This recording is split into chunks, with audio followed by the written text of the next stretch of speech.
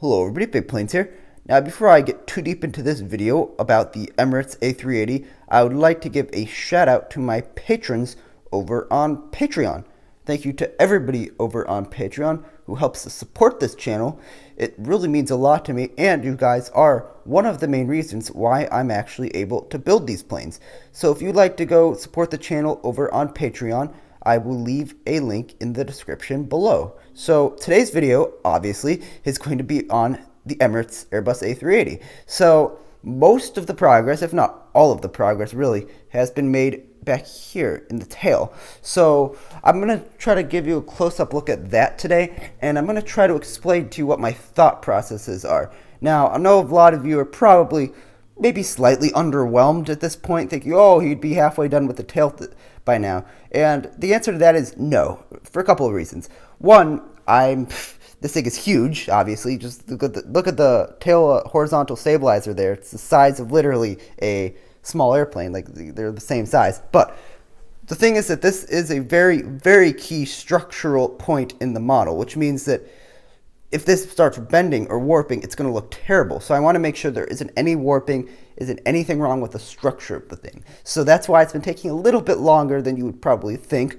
But don't be fooled. I've made a lot of really important progress since you last saw it. So once we get a little bit closer here, you can start to see things take shape. So obviously these are door cutouts. I haven't put any doors in them yet. So there's the door cutout here. And then there is a door cutout right here. You can see it across from the other side, on each side. And we put a little minifigure there just to get some scale of just how cavernous this thing really is. And obviously up here, I think I'm going to move this one forward a little bit because these need to have a little bit more separation. But that's what I noticed there. I have also started to taper off the sort of bulging wing carry through here. I'm not really sure what the exact terminology on that is, but you can see I've started to sort of taper that out, and yeah, I actually think it looks pretty good. And another thing you're going to notice is the somewhat sloppily placed red windows there. Now, for those of you who are familiar with the Emirates livery, you will understand that that is where the sort of red stripe will come through towards the bottom of the fuselage. Now, obviously, it's not done yet. There's going to be stickers added to that, and eventually it will be printed where it will come through. And obviously, I need to extend this out to here. That's where the stud will go. I'll try to get you a little bit closer. Focus on it. Okay. Not the greatest lighting in here today. Sorry about that. But this plate will extend out all the way to here. And then there will be a sticker that comes all the way down here. So this will be like a triangle here. And then there will be one that comes all the way down here and obviously through. So it's kind of hard to explain, but if you've seen my Southwest 737, I'm going to be doing something very similar to what I did there. So that begs the question, what is next? The next thing I'm going to be doing is I'm going to be blending the underside of this in. So I want to get this nice, all nice and smooth down here. I want to make sure it blends perfectly, and I also want to make sure the structure is sound, because like I stated earlier in the video, I don't want something that's going to start warping halfway through. So I'm going to try to carry through the curvature. Right now I understand it probably looks a little bit jagged on the underside, and that's because I haven't really put any effort into smoothing it out. I have not gotten there yet. So once I get the bottom molded in, I want to get it very smooth, and obviously it's going to come through all the way back up in here. I haven't gotten to here yet.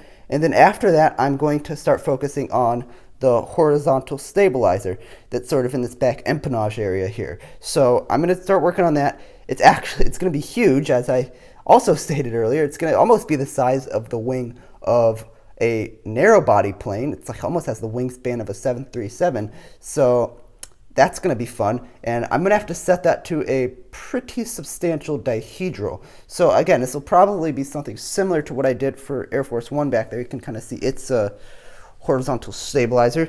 That worked out really well for Air Force One, so I'm probably going to do something similar for this model. Again, obviously just on a larger scale. So yeah, that's pretty much going to be it for this update. Again, this is a very quick update.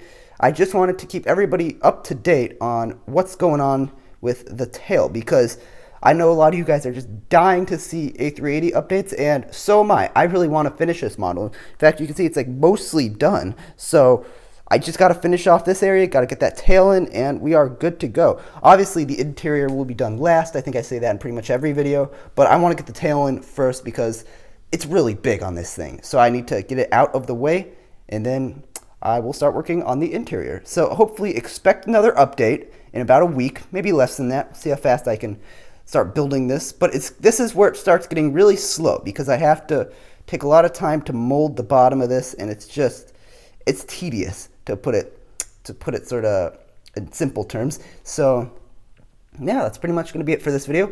Stay tuned for more to come. That's all I really have from this one. And bye for now.